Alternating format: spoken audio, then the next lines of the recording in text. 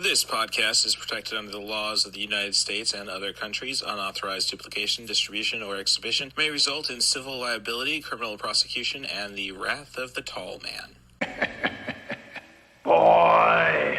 Welcome to 90for Chill, the podcast. This is your host, Cool Movies Darth, and this is where I usually drop my content warning. And how it all turns out, I guess it's a lesson in you really gotta do the research early on in the night, I suppose, because I thought this was going to be a dirty episode, and we're going to talk about politics, about fascism, and mocking them primarily. But I was originally going to put a explicit trailer on to catch up with my Fan Expo experience for Jay and Silent Bob reboot, but we are going to hold off on that this week. If you are right-leaning, this episode might not be for you, or you might take some pointers on how to straighten the rest of you guys out. Little Hand says it's time to rock and roll. Bring the noise.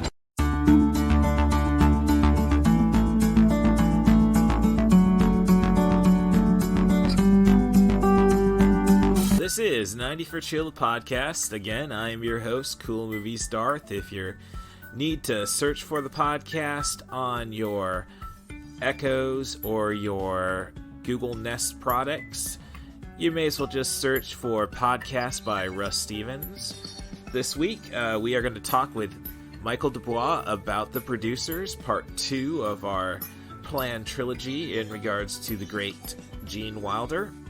How everything turns out, it was pretty weird doing the editing. As I said, I was planning to originally just make this an explicit podcast, but this is going to be a 2-episode recording, so it turns out only one F-bomb was dropped in the first portion, so just thinking on the fly, we're going to get this all straightened out. So next week, I think we are just going to let the language fly. After an hour 15 of conversation, I think we all drop our guards by that point, especially with my sobriety. That's the plan. It's been a busy night for me, just trying to think, well, I don't have work tomorrow, so I can just do everything. So rearranging furniture, finding electronics to recycle, and we're now at 1:20 in the morning. A lesson in time management, a lesson in doing your research for your pod. Don't let everything wait till the last minute. That said, though, if you want to be on the podcast, don't wait till the last minute. I got plenty of time, obviously. Send me an email to rusthebus07@gmail.com. That's RUSSTHEBUS07@gmail.com. Offer me a movie, a theme, a director, an actor, as long as you focus on sub 100-minute narratives, meaning if there's no post-credit sequence, you can go and cut the film off right when the narrative stops, right when the credits start rolling, I suppose is a better way of putting it. I'm sure we can make a slice of fried podcast gold. Otherwise, rate and subscribe on your favorite podcast apps. The Twitter handle is @CatBusRuss, so 5-star reviews, please. @CatBusRuss, @CatBusRuss. That's where I want you to talk all your trash about me. It's more fun than dealing with crazy gun nuts who don't understand that, hey, I'm not trying to take your rights away, I'm just telling you, you don't need a semi-automatic weapon. Dirty Harry did not need a semi-automatic weapon. I think he used a harpoon before he ever used a machine gun. But I digress. Thanks for coming to the show. Thank you, Stacia Hardin, for being my inspiration. We're going to talk a lot about you in this episode, and I hope you still have that sense of humor. Thanks for being my inspiration and keeping me going, and we will be back with Michael Dubois next week.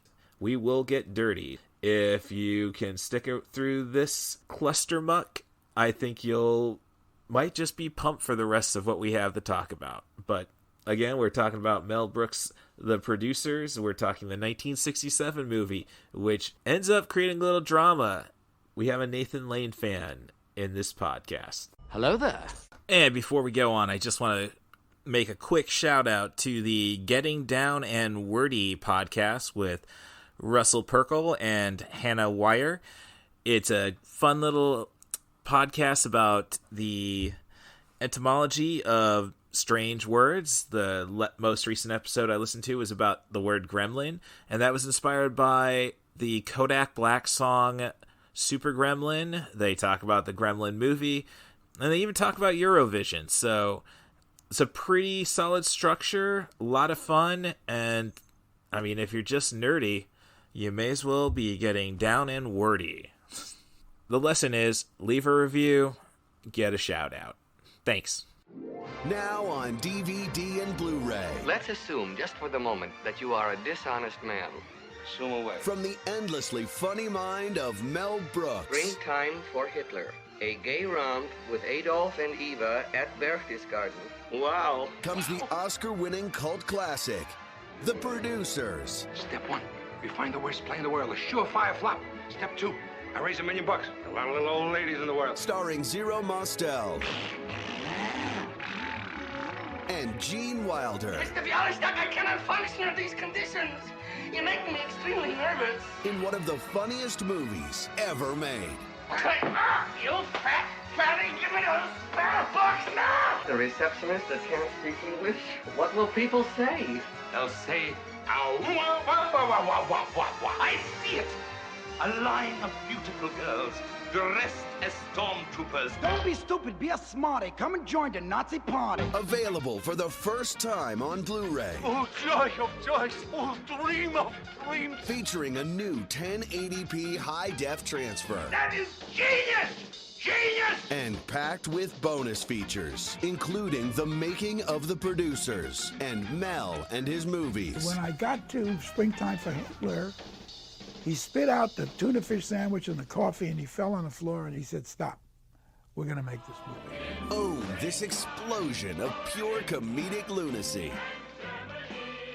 The Producers, now available in a collector's edition Blu-ray DVD combo pack.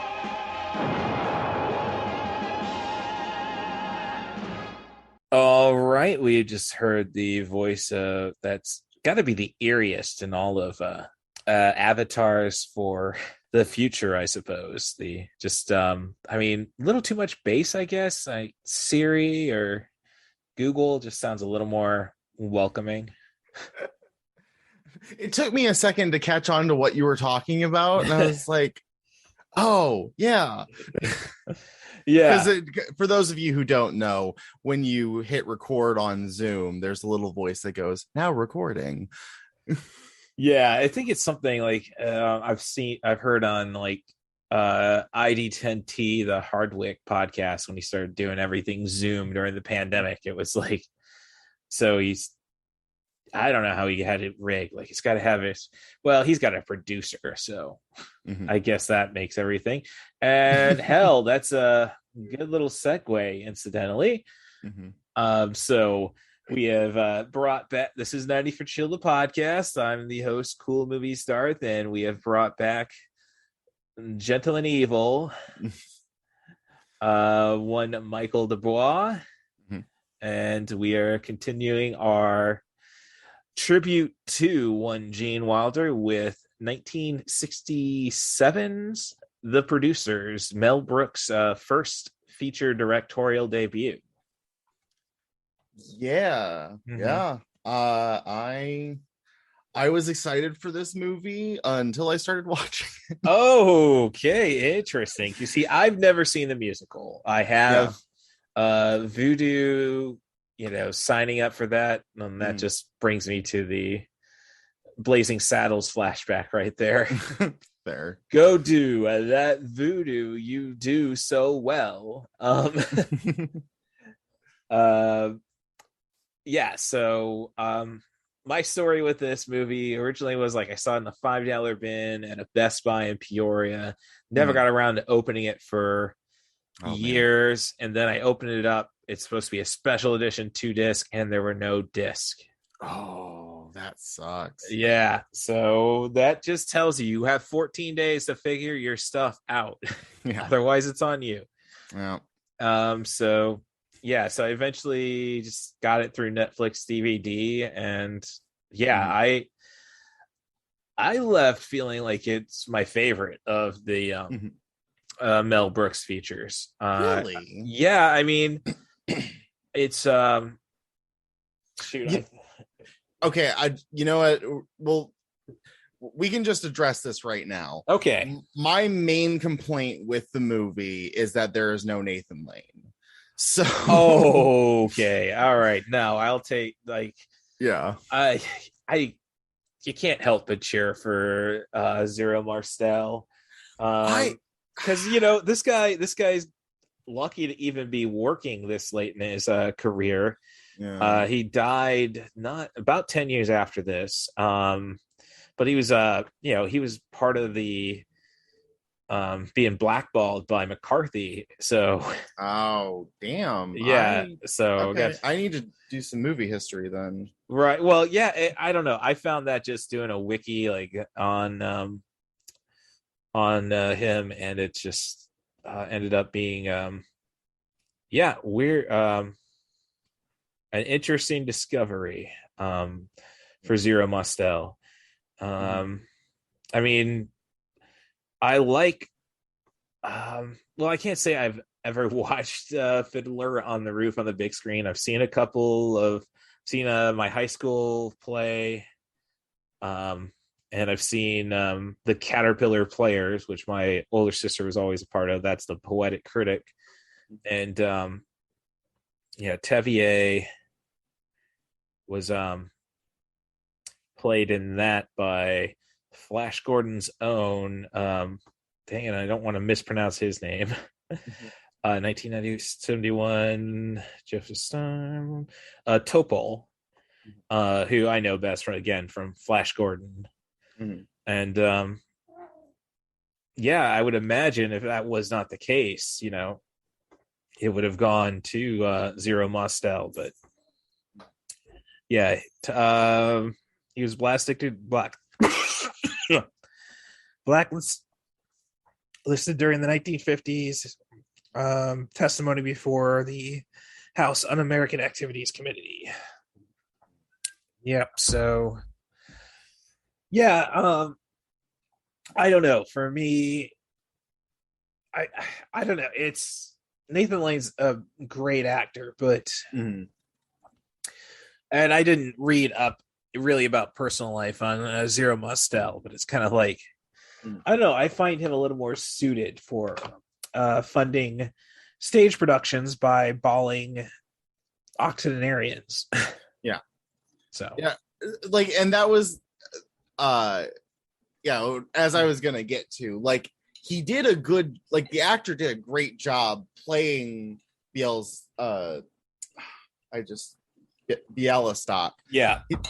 He did a great job playing that character, probably the way that it should be done, in the fact that he is a giant grease ball of a human being. And I keep going back to the Nathan Lane version where he's the same grease ball of a human, but Nathan Lane's charisma just sells it. You still kind of root for him for a bit. And then, but at this point, or in this version of the movie, at no point was I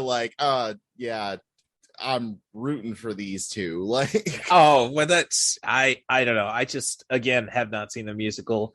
And it's no, I can't replace Gene Wilder with Matthew Broderick. That's kind of the thing that was going on in my head while watching the movie. I was like, how sad is it that we can't have a Nathan Lane Gene Wilder thing? I'm sure they've probably done a movie. Now that I say it out loud, I'm sure they've probably done a movie at some point, and I need to look at that up. Oh, that's a tough one, because I knew Wilder was acting all the way into the 90s at the very least. Not a lot of projects. Pulling up his IMDb right now. I know he was a director on some Will and Grace episodes. It looks like his last movie was The Lady in Question made for TV. He did a bunch of 1999 did 3 made for TV movies, including an Alice in Wonderland adaptation.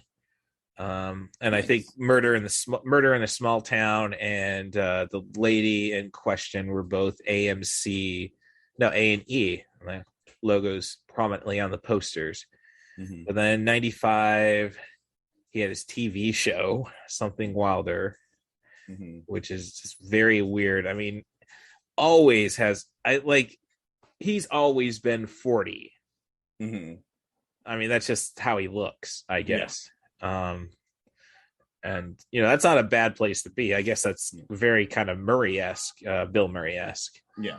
Yeah, but he didn't work much in the 90s. And Haunted Honey, he had a couple of stinkers before it all. Oh gosh, no. After Stir Crazy, his 80s sucked. The Woman in Red, Hanky Panky, which looks like he was probably where he met Gilda Radner, and I still haven't smoked that blunt for breast cancer that she New Era and Urbana had.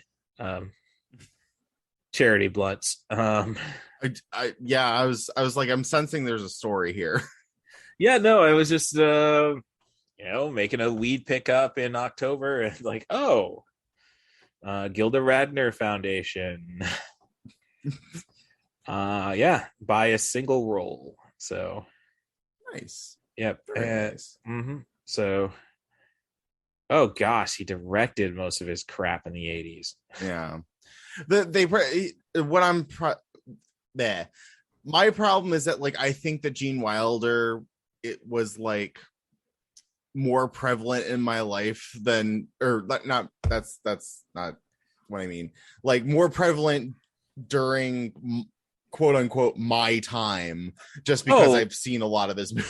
Oh yeah, no, I mean his 70s lineup is nothing but winners for the most part. Mm-hmm. I mean, you had Silver Streak with Richard Pryor. It basically is kind of, well, I wouldn't say bookended, but he had Silver Streak with Pryor. I would think that was 71, and then 1980 was Stir Crazy, and again with Pryor. And they tried it again for a movie called See No Evil. No, not See No Evil. See No Evil, Hear No Evil. Where basically him and Richard Pryor have been framed for murder. Pryor is blind, and Wilder is deaf. Mm-hmm. Yeah, no, I think I've seen this movie. Yeah, Kevin Spacey. Oh wow. Yeah. Oh gosh, that's a shame. Why'd you have to be such an awesome actor to do all, we lost a talent. Well, the unfortunate truth is the more talented somebody is, the more likely they are to abuse that power. One Michael Jackson. I mean, yeah. Mean, the names are countless. That's kind of the problem. Oh no, that's the basis for Rome. So no, there's no question about that. It's just and then he drops those weird videos. It's I miss Underwood. Just I mean, there's no apology tour that can be made. This ain't pro wrestling. Where I don't know. How can't just do a face turn and Well, I mean, Hulk Hogan had to give the locker room a speech, which I think he ended with, just be careful what you say because you never know who's getting recorded. No, Hulk, you're just not supposed to say shitty things or be a shitty person. But no, I was just gonna say though, it's I think Hogan was pretty much brought back thanks to Saudi Arabian blood money. Yeah, that sounds legit. Yeah, the Saudi MBS. I want a wrestling show with all my favorite wrestlers. I want Yokozuna. I want Ultimate Warrior. They died. So they brought in a sumo wrestler, and I can't remember who they used to fake the Warrior. They didn't call him Warrior, at least I'll say that. But yeah, Hogan. Steps. Right, but Hogan was another guy MBS loved. It truthfully, that sounds like a guy MBS would love. Yeah. I can't, and I gotta quit knocking on the Saudis too much because I need their money. They bought my football club in England. Oh no. So, I mean, the Cubs are purchased by the Ricketts family, which is Ameritrade, basically. Mm-hmm. Never mind. Yeah, not too far right, but they're not gonna ship their employees off to a state with legal abortion. Let's just say it that way. No. Yeah. So, but am I gonna go and betray the Cubbies? No. It's like, they became family. So, and with Newcastle United, my football club, it hasn't won a title since 1929. They kind of fit my vibe. So yeah, I mean, if you like the Cubs, like, might as well. Well, I wouldn't think that. I was just in London, like, in 99 for a graduation present from my mom and dad, and that was the same time the football association tournament was ending, and it was taking place in London. So you had Newcastle United versus Manchester United. And I didn't know much about English football at that point, but I did know that Manchester United were the New York Yankees and are actually owned by the New York Yankees. Now, I don't think they were then, but so it's like, I know not to cheer for the Yankees. So yeah. And then Newcastle's had an interesting 20 years or so. They've been relegated, which is something I love about soccer in the rest of the world, is like, no, you have to granted they don't have salary caps. So basically you have to go and win your way. You have to be the best to top 20, or you're going to have to go to the minor leagues and win your way back in. So, yeah. And most of the time it's like, oh yeah, it's pretty easy for the teams that fall out to come back in. But then you have like Newcastle's rival for what they call Derby. Basically the closest team to you that's on the same level, you have 2 games against, and it's like the it's basically like who's better, Cubs or Cardinals type stuff. And they're the team in the Derby with Newcastle eventually got relegated to the Champions League from the Premier League, and then they've gotten relegated all the way back to League One. So yeah, you can go from, so basically if it was in the United States, it's like you can go from Major League Baseball to AAA baseball to AA baseball.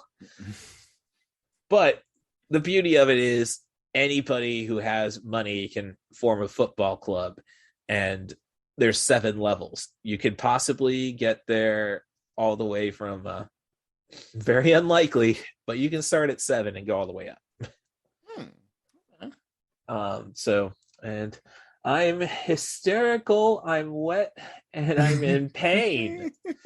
Yeah, I got it playing in my peripheral. I did not complete my rewatch last night. I was pretty it's been a tough on this 42-year-old body. I'm not in my mid-30s where I hardly held it together then. Like I had a goth night at like, it's weird, a goth night at a townie bar. But yeah, I did that Thursday night. I had to go to work at 10 in the morning. And then I had to make my way through watching Mad God for a podcast of Gregory Carl that we did last night. Which Mad God, work of art. I don't know how it really works as a movie. It's a stop motion feature that's very much like a Tool video. Oh, okay. No dialogue. So yeah, as I say, you got to see it. It's art. I don't know how it really registers as a movie, but so that, and then and of course I drink during the podcast, so it's like, and that's about like podcasting and goth nights is about the only nights I drink. Times I drink anymore, so it's not and I just don't know how because I only smoke weed to fall asleep, so I don't know how I would handle a stone podcast. Well, as somebody who's pretty adept at it so far, it's all right.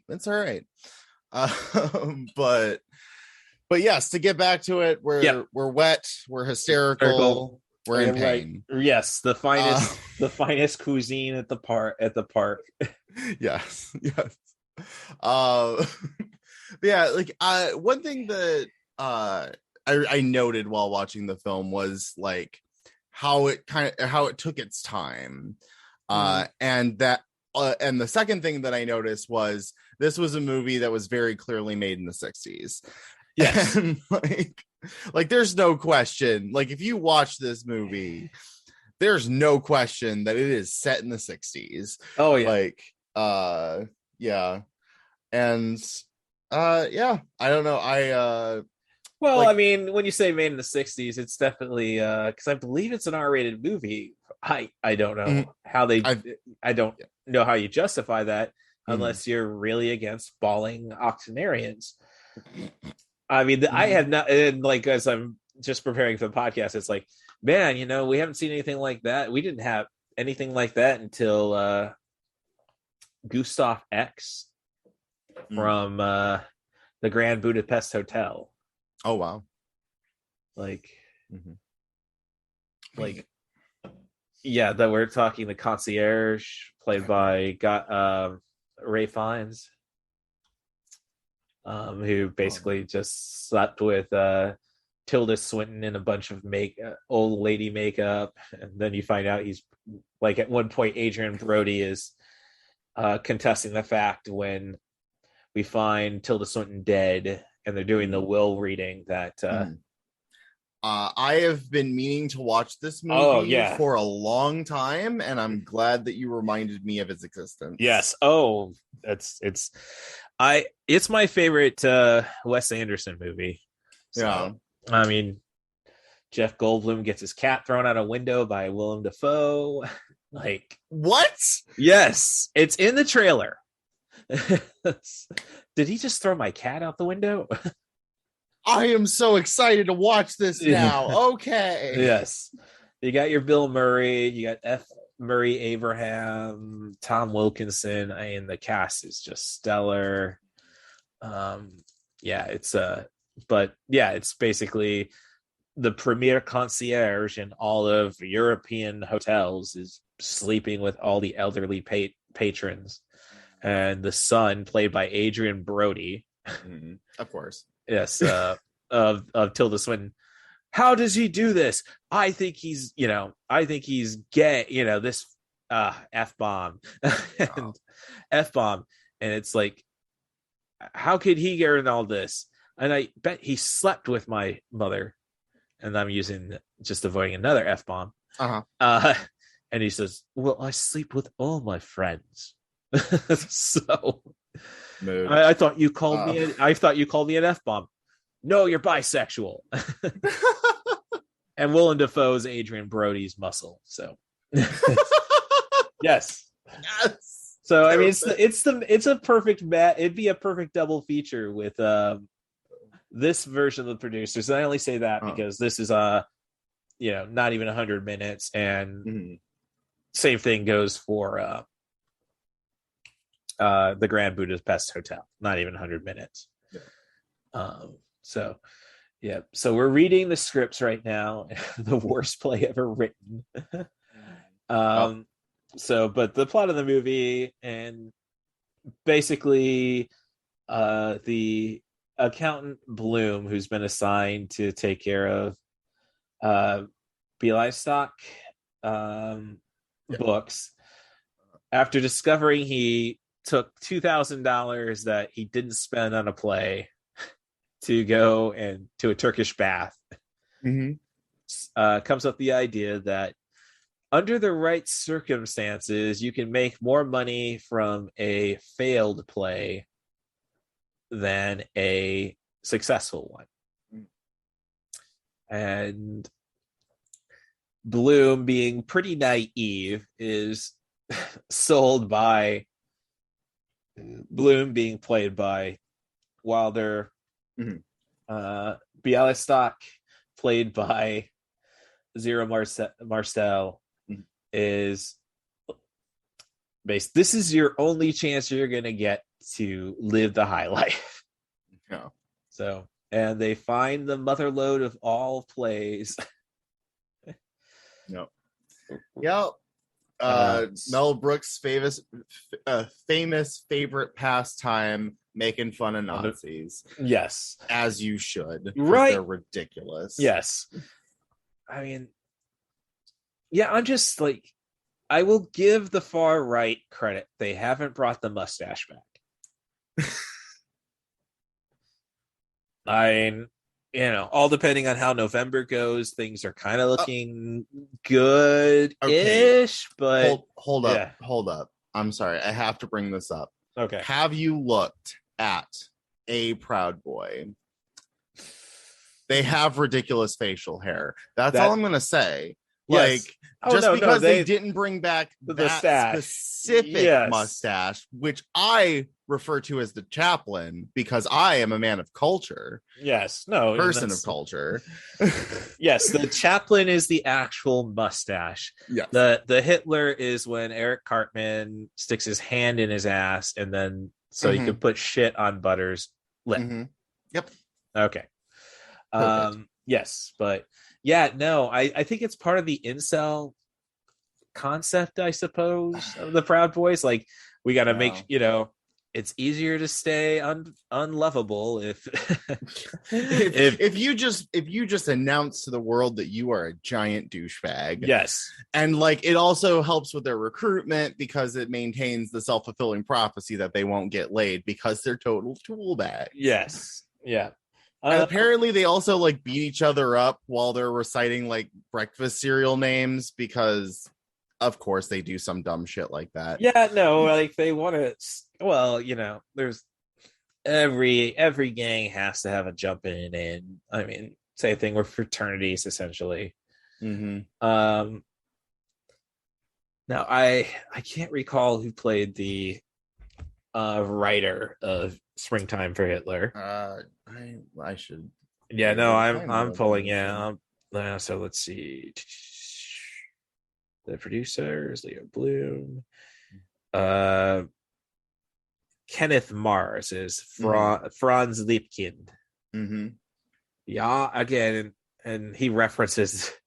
I love it. The reference in Blazing Saddles where it's the yeah.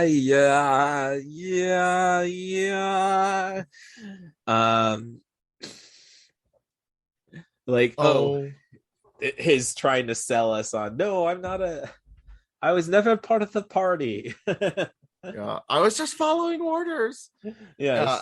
And like the other unfortunate thing is that I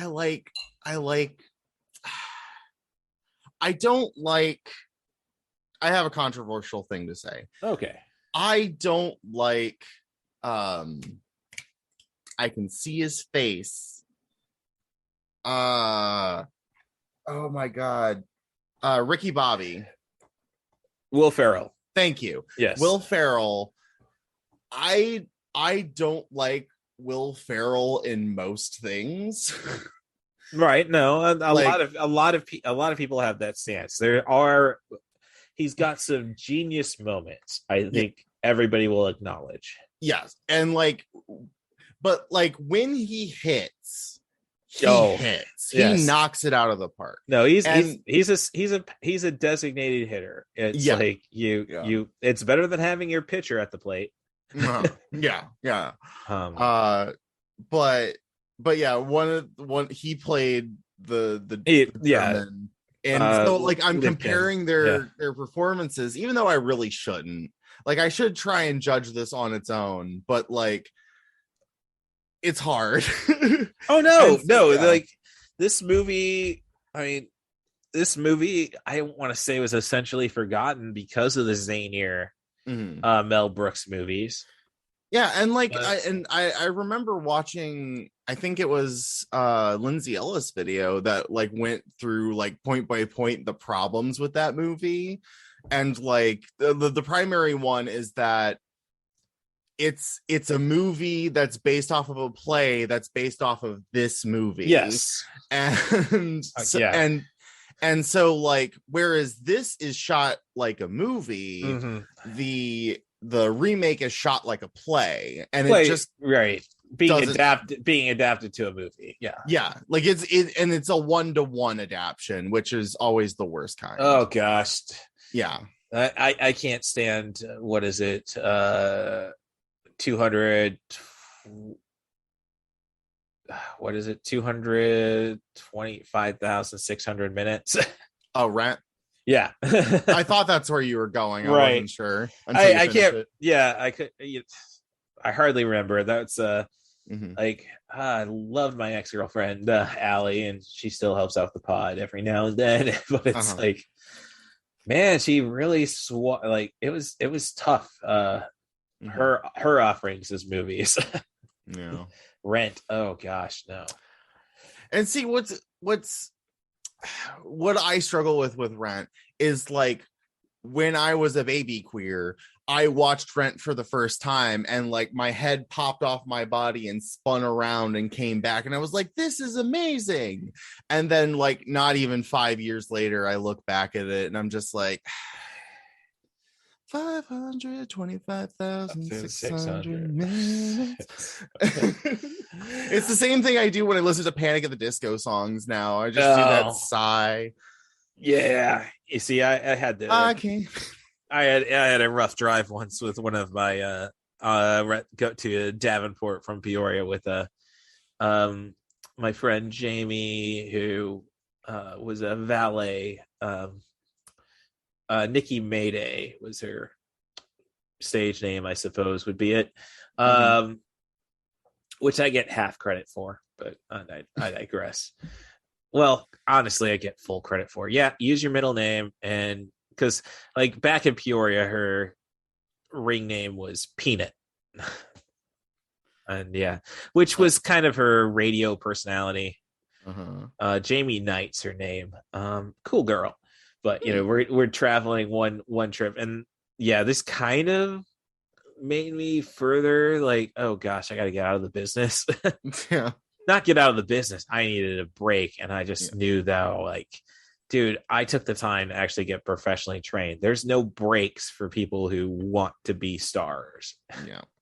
But at one trip, she was talking about Panic at the Disco. I don't know why people give them garbage for not actually performing live ever before they got signed.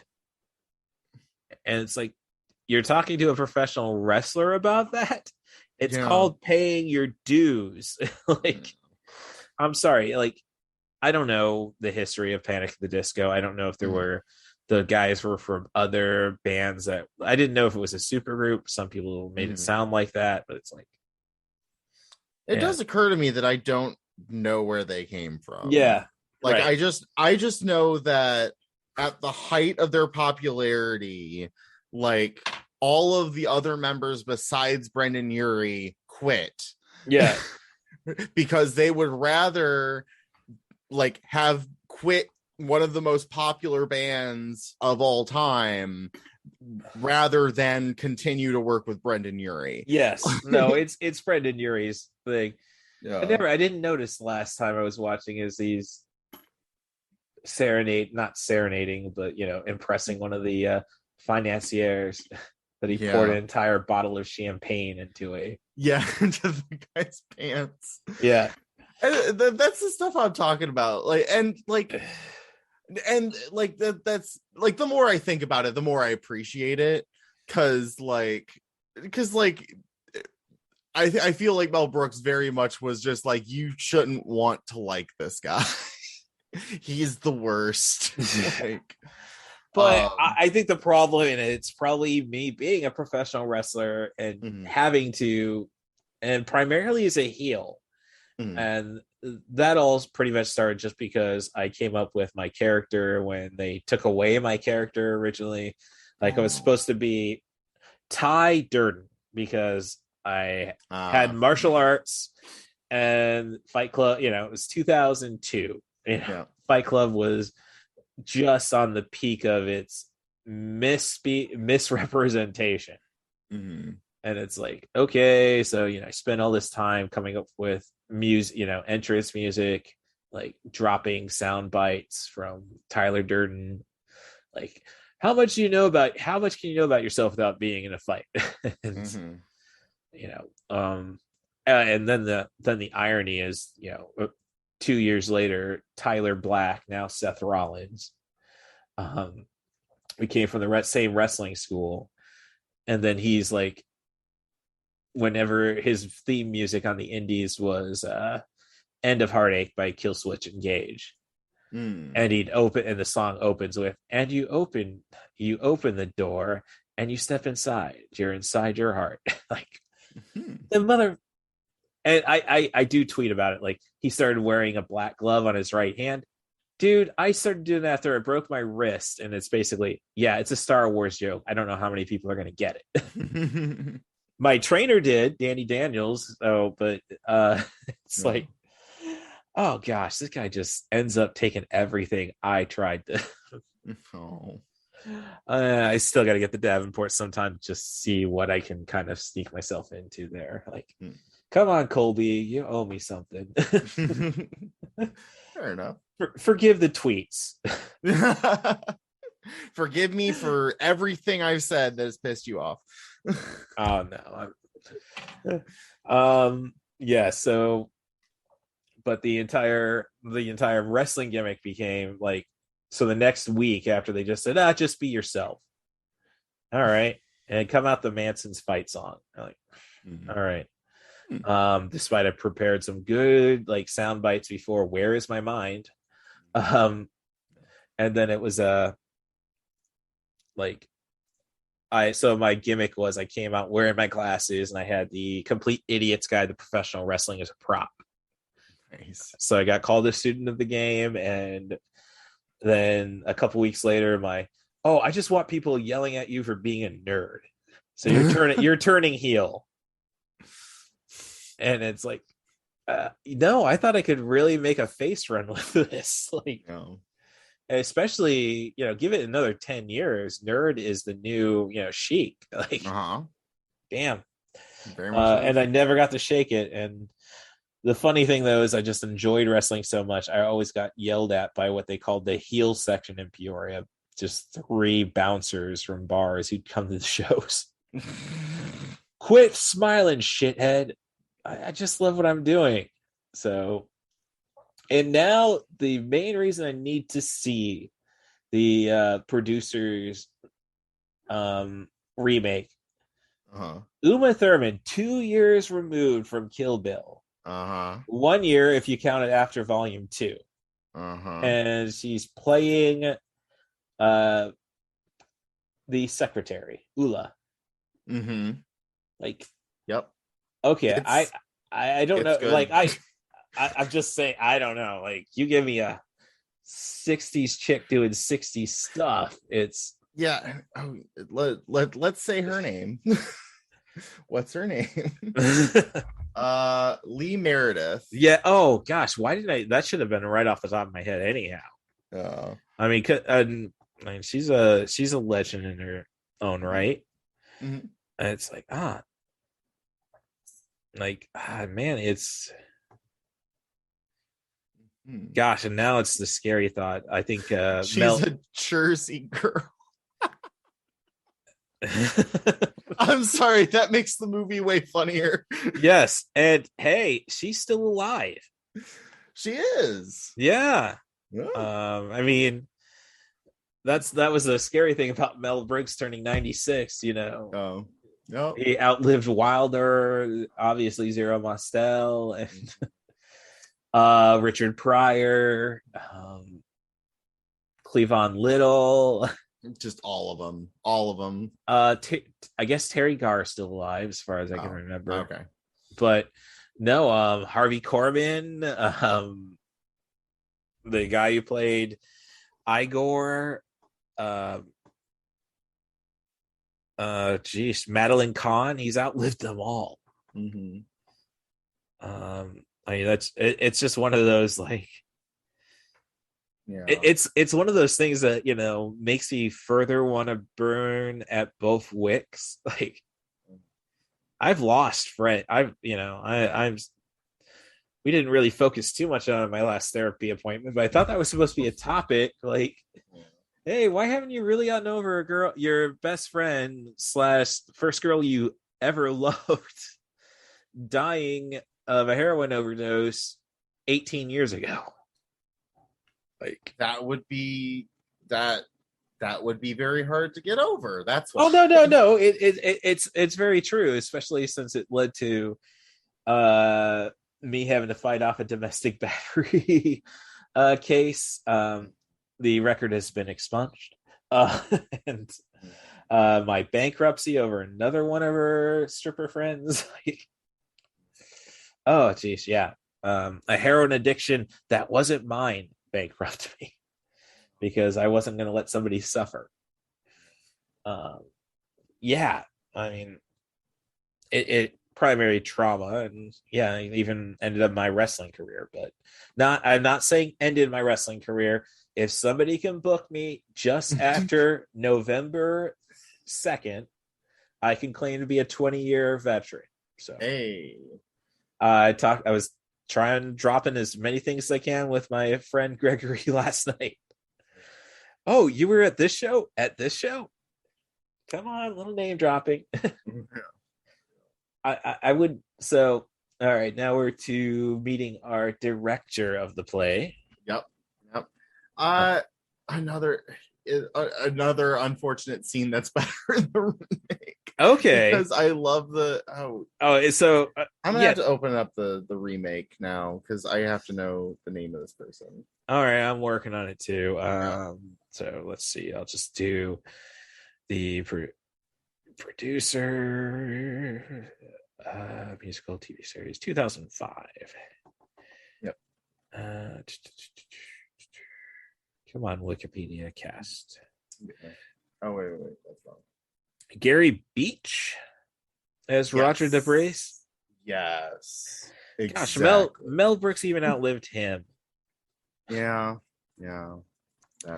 Which is sad because, well, I mean, it'd be pushing it to play Lumiere in the Disney Beauty and the Beast live action remake, but it's got to be better than Ewan McGregor, and I'm the biggest Ewan McGregor fan.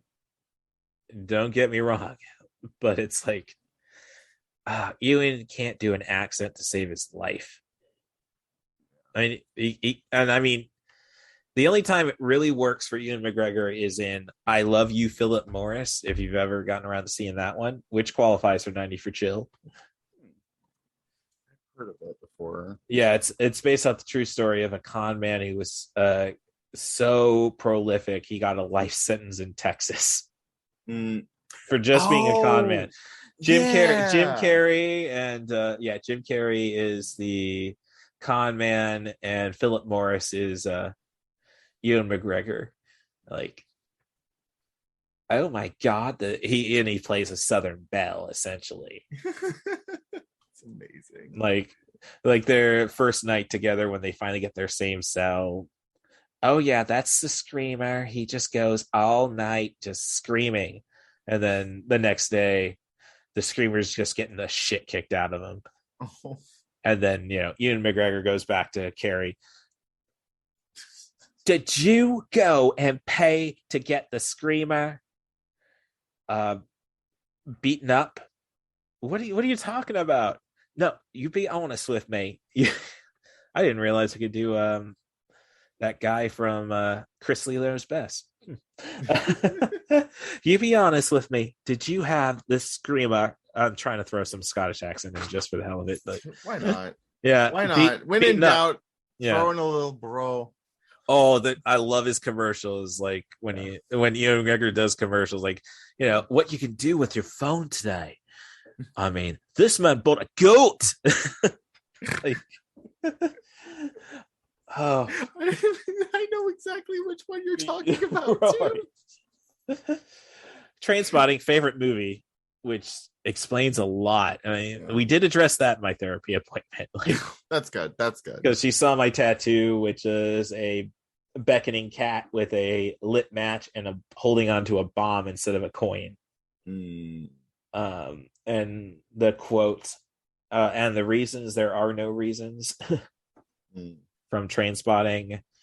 Then I said, yeah, and then it leads into a 5-minute rant about heroin. So yeah. As you would with what you revealed earlier. Yeah. So which is, by the way, literally my biggest fear.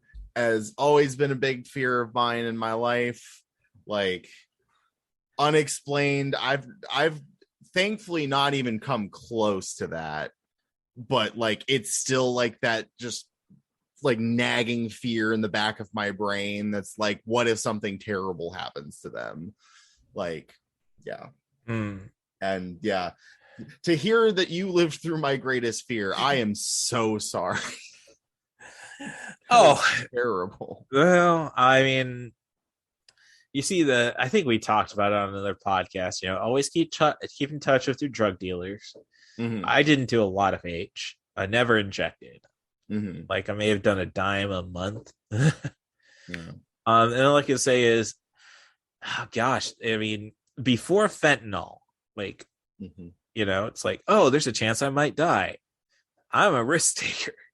And then it's like, oh, and now fentanyl. Oh, you are going to die. But all I can say about heroin addiction is, like, you got to do it with people you care about, and sadly, junkies are in packs. Like, had the first time I did it, oh gosh, like the vibe, the feeling. Okay, remember to breathe. Like, I gotta be recalled to breathe. Damn, this is good shit.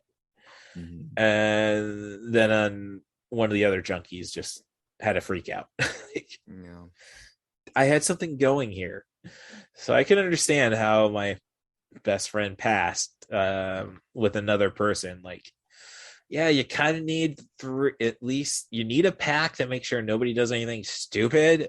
And I shouldn't say stupid. Nobody screws up. I mean, but like, you need at least one semi-sober person. No, not even semi. Well, I mean, it's more of an odd. I'm suggesting more of a law of averages. Somebody will survive. Survive long enough to start shooting salt water into people's arms. Like, but I just want to go off on the systemic problems. Like, you dangle these things in front of me, and I'm just like, let me complain about how our system is set up, please.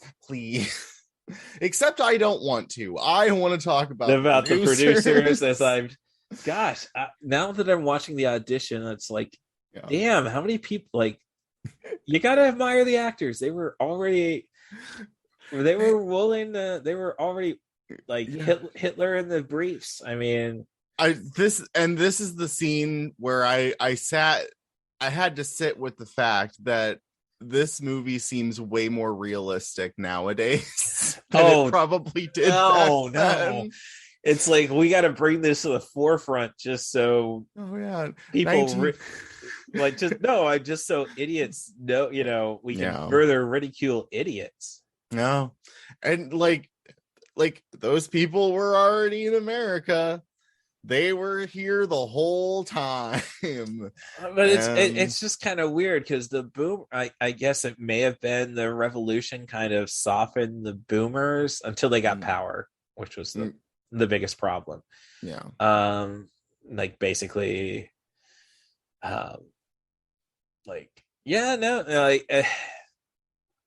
it's funny if you look at my Twitter timeline. At one point, I have a image of I shared a tweet about another thing Mitch McConnell smacked up, and I'm the guy who dropped who broke that seal today. I admire your restraint. And then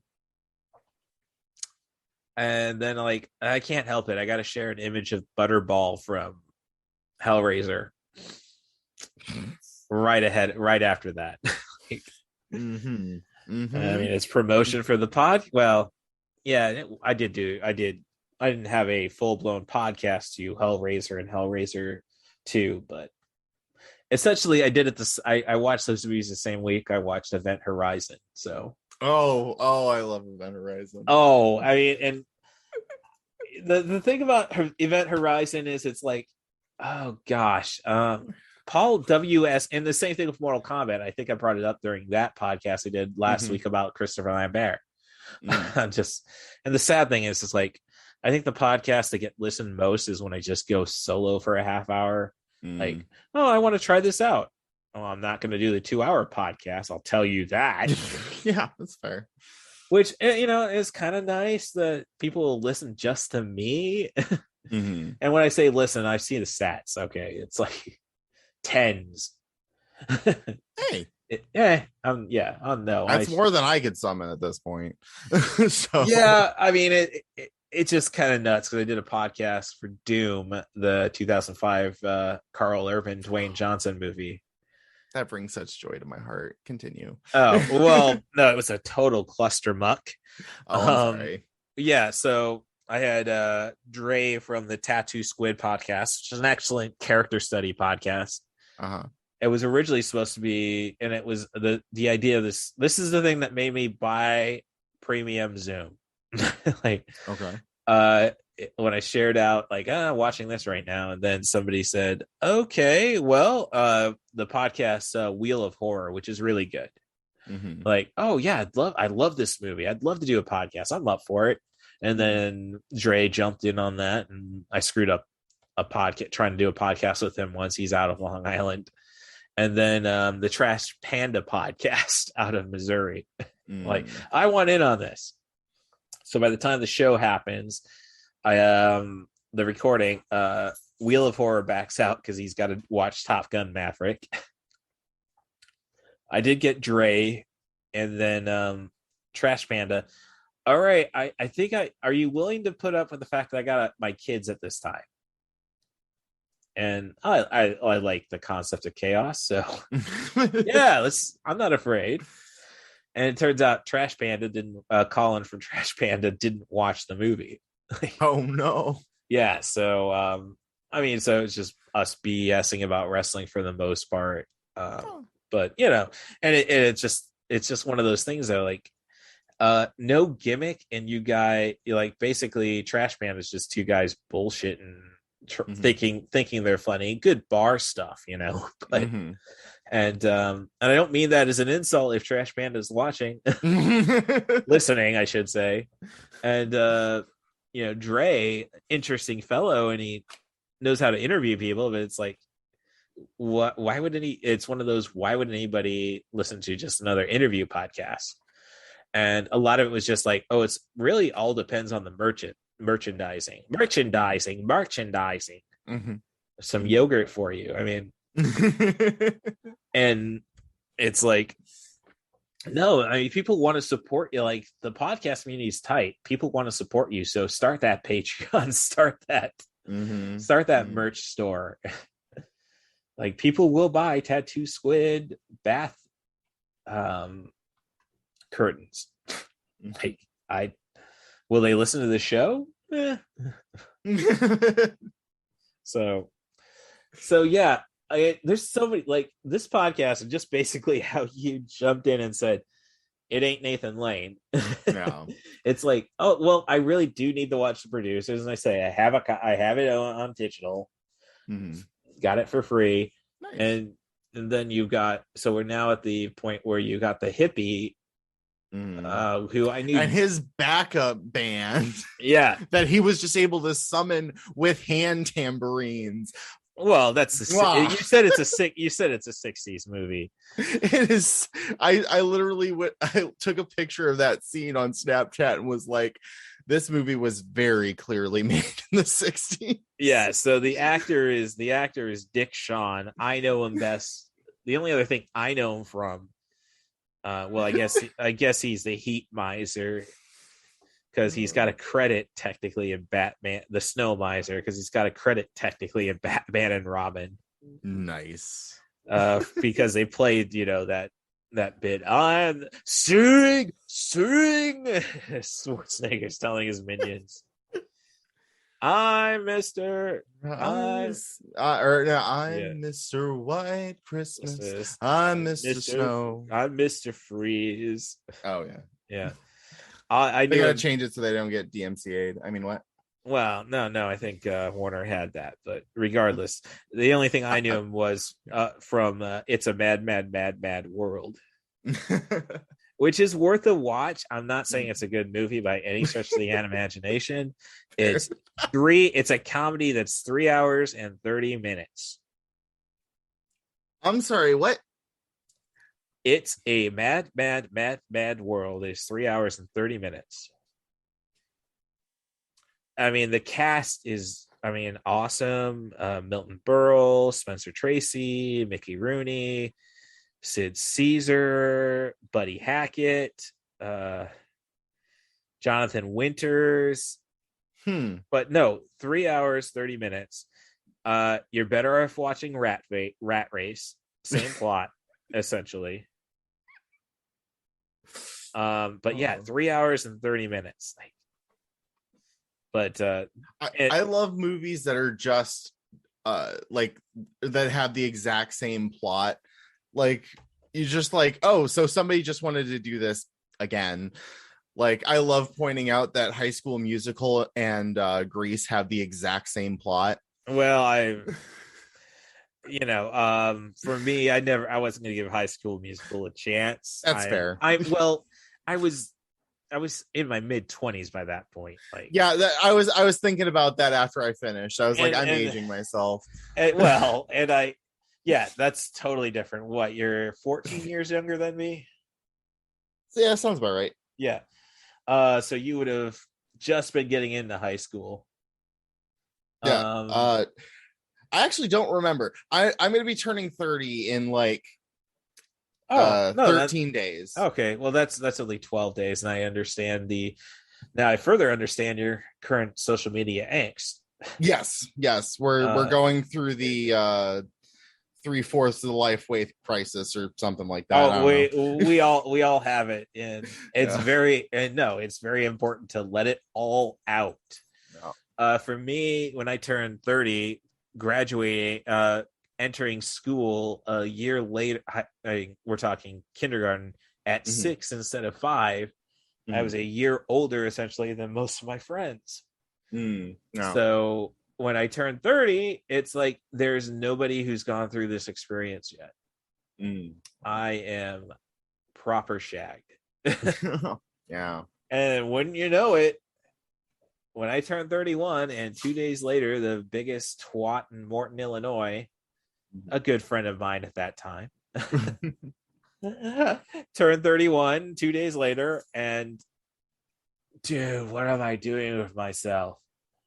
I've just come out of just shagging this, doing this one girl up the bum, and what's the point of it all?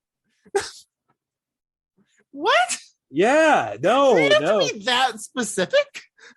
Yeah, no, he had two friends to confide in. He had me, who was close, and then he had our damn near genius friend out in Colorado, which I don't know how he sustains his intelligence, because he would basically, the difference between me and him, when it came to playing football, was I would think of something. I would think of, or even wrestling. It's I would think about, I don't know, this sounds like a crazy stunt, and then do it. Our genius buddy, no question, he's doing it. So God knows how he survived. I'm probably, I hate to say it, and I got a great dance number going on right now in my peripheral. Yeah. I was born in Dusseldorf, and that is why. Call me Rolf. Damn it. That was another thing, and that like once you see John Barrowman as the Ubermensch. Oh, mother fudge! You see, I have not watched it, and I didn't know John Barrowman, hero of my mom's like hero, which is really really screwed up in a sense. Basically, the Barrowman family moved from Scotland to work for Caterpillar. So technically, my dad was like just underneath the family, or at the same level. Oh wow! Yeah, and so like, oh yeah, we're associated with the Barrowmans, and my mom took her forever to realize he was queer, but he was with Cher. Yeah, the point, mother. Like, I didn't know he was with Cher. That's amazing. Yeah, well, like I'm just saying, boy toy bollocks, but yeah. Oh gosh, but now I gotta like. Yeah, like, if I wasn't going to Fan Expo in Chicago this weekend, like, oh gosh, the beauty. I'm gonna sound awful, but the beauty of the two pairs of women dancing right next to the rotating swastika. Like, I mean, I'm just saying that's direct. I mean, it wouldn't work in a play, obviously, because you don't get the overhead, but gosh, that is directorial beauty. I think they actually do that part like on a dais. If I remember correctly, like it's not that they're like, you're not seeing them top down, but they're like tilted enough to where you can kind of make out what they're doing. Okay, all right. I think that's how they do it. I don't remember. So what you're basically inspiring me to see is what I really need to see in my life is a Cirque du Soleil Springtime for Hitler. Because I've seen a few shows. I saw Caw in Vegas. I've seen Drawn to Life at Disney World, and what was the third one? I think it was Carousel, which was a real weird one because I saw it in Chicago. Mm-hmm. This was actually how I got to going to Wizard Worlds that have become Fan Expo. Mm-hmm. Like, my older sister was going to go see Carousel.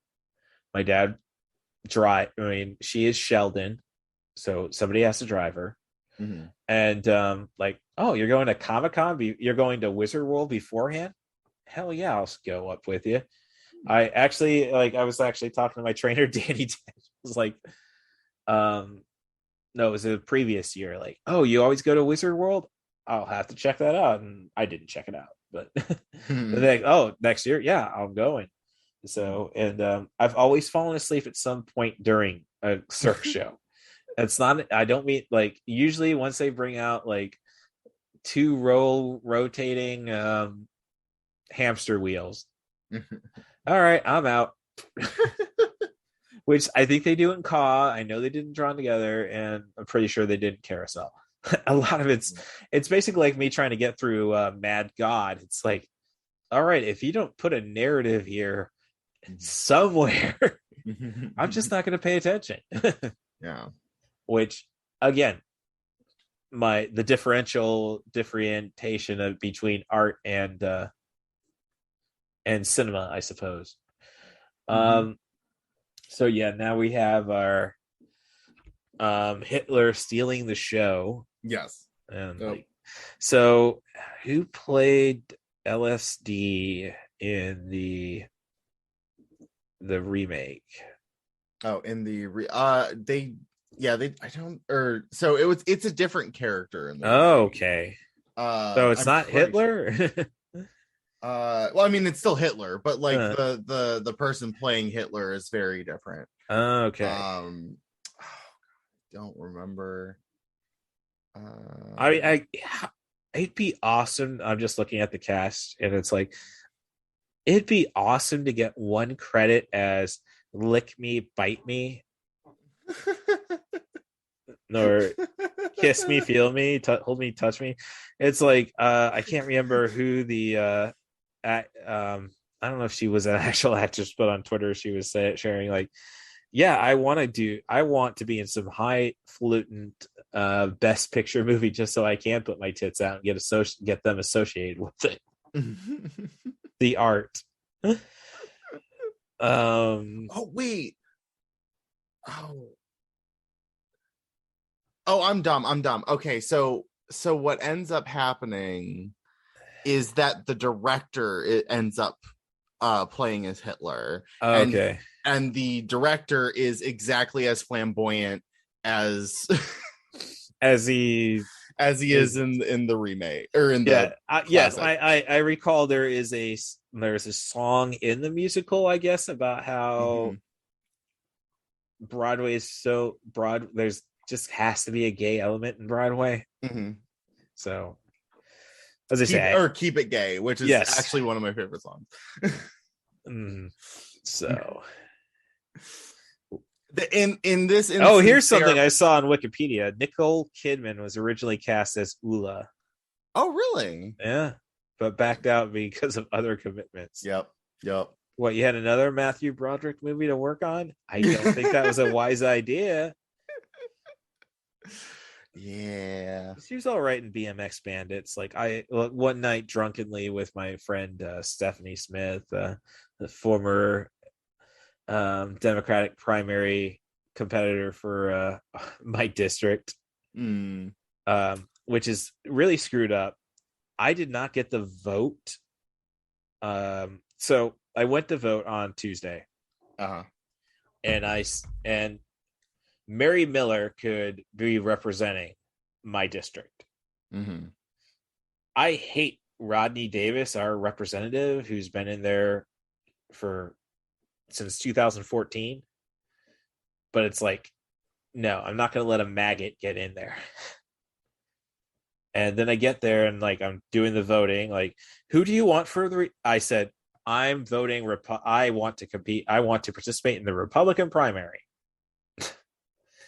Just to try throwing votes away from giving votes to Rodney Davis and away from Mary Miller.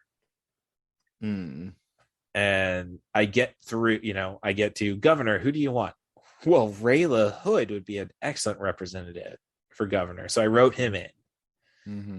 And then it's like, I get through this and I ask, because I'm the only tells us about political commitment in downstate Illinois. Excuse me, why didn't I get a chance to vote for representative? Well, because we no longer have a seat in Champaign because of the redistricting after the census. Yeah, but Rodney Davis is running for the district, which has Champaign and Decatur now. No. He's so basically, because there's two incumbents trying to win two districts that are getting merged together, you still have a district until 2023. So you don't get to vote in the new district's primary. Yeah. I don't know. I mean, thank God I live in bloody Illinois. Yeah. I mean, otherwise it's drive all the way to the West Coast, and my 2014 Altima's not going to hold up. That's fair. I'm sorry. I'm definitely not going up to the Northeast. I just don't want the cold. That's fair.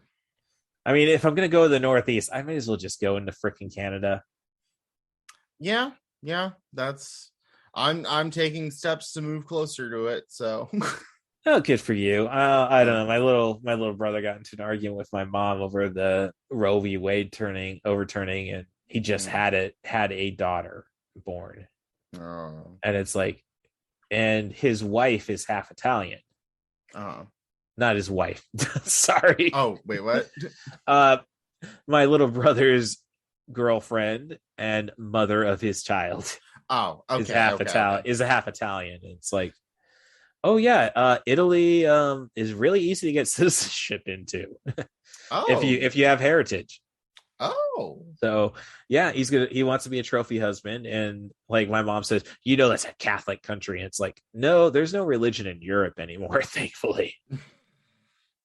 Yeah. As Deadpool 2 pointed out.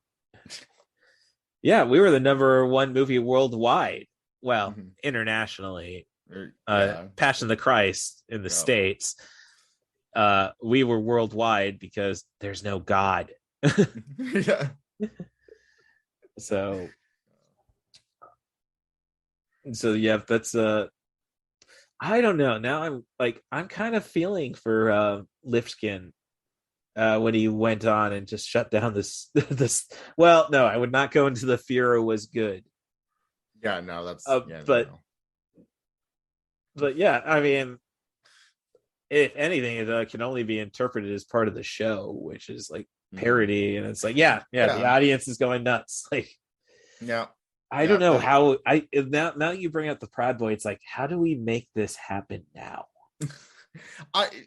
Here's the thing. Like, one of the most perfect and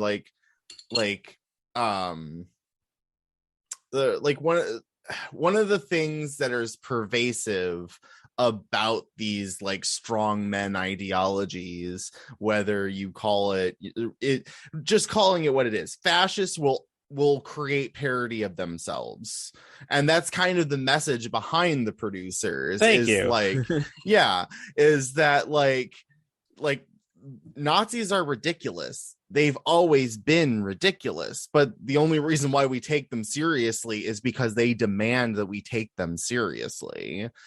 And like, when you like expose the sham that they're just as weak as the rest of us, they're just more willing to kill people about it.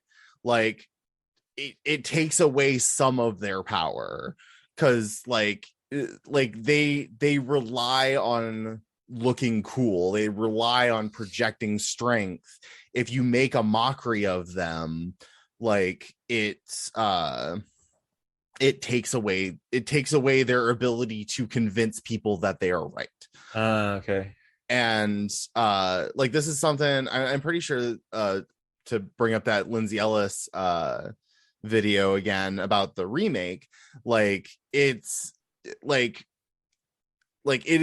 one of the few ways, or it's one of the few effective forms of parody when it comes to this. Because like, like neo-Nazis love like Cabaret. They love what is it, the one with Edward Norton, like Generation American X. History X, which American is like, History, the ultimate anti-Nazi feature. But doesn't he look cool though? Like, doesn't Edward Norton kind of make it look cool? Well, like, no, that's the misinterpretations of Fight Club. It's like, I mean, granted, look, I'll be up front, but this is just me because it's what I love doing. Fight Club, yes, please. Destroying credit card companies. Well, geez, I mean, you already sold me on getting punched in the face. I think you're throwing this a little. Like, I'd be skeptical just because, like, you're making this sound way too good. Yeah. And like that's part of why Fight Club doesn't work as like dismantling the masculine ideal, because like it's like, movies are a visual storytelling. I drove down from Peoria once to see my friend Stephanie, who lived down here, and this is why I live in Champaign. It's basically because going to see her so much was basically, okay, I now know the area. And so we're at the art theater, and it's like they're doing a Fight Club. Like, oh, they're showing Fight Club in 35 millimeter. You're gonna be down here, yeah? Oh yeah. And then people laughing out loud during Fight Club. It's like, no, this isn't. Is it funny? Yes, but it's not supposed to be funny. Ha ha. Yeah. You're missing the point. We're not supposed to think like. Yeah. We laugh because this is what we think, but we're not supposed to let people know. Yeah. This is what we think. Yeah, another YouTuber that I follow who also did a video on Fight Club, what's her name, Maggie Maypie, that's right.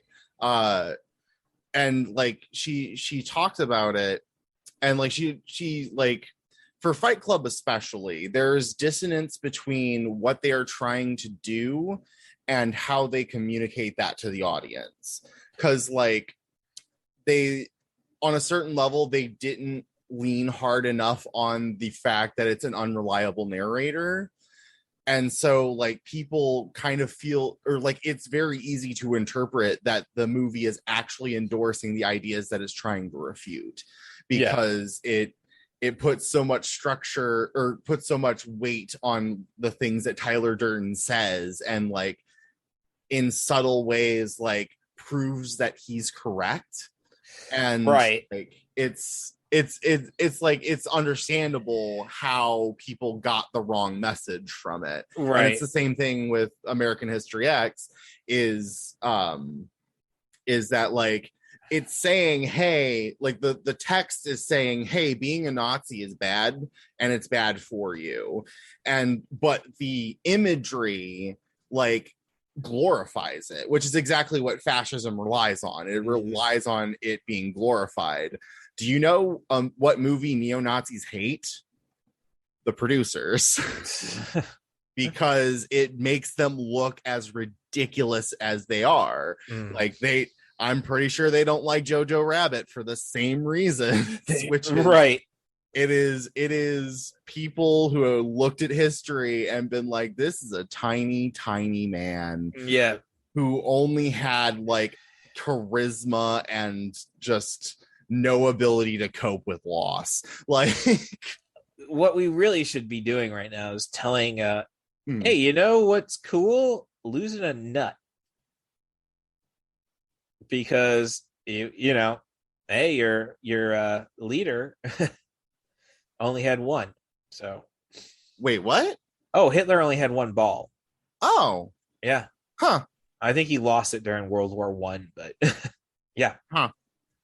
And and then the micro penis, but I mean, come on, how much pain do I want to see inflicted on?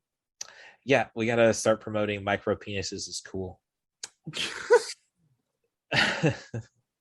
Really, come on. Do you need that special pouch that all the best underwear is developing now? No. What you need is less. Oh my god, I can hear like this, like the skittering that happens at the edge of the universe, just the manosphere talking about underwear like that. Ugh. Eldritch knowledge I do not wish I had. Nah.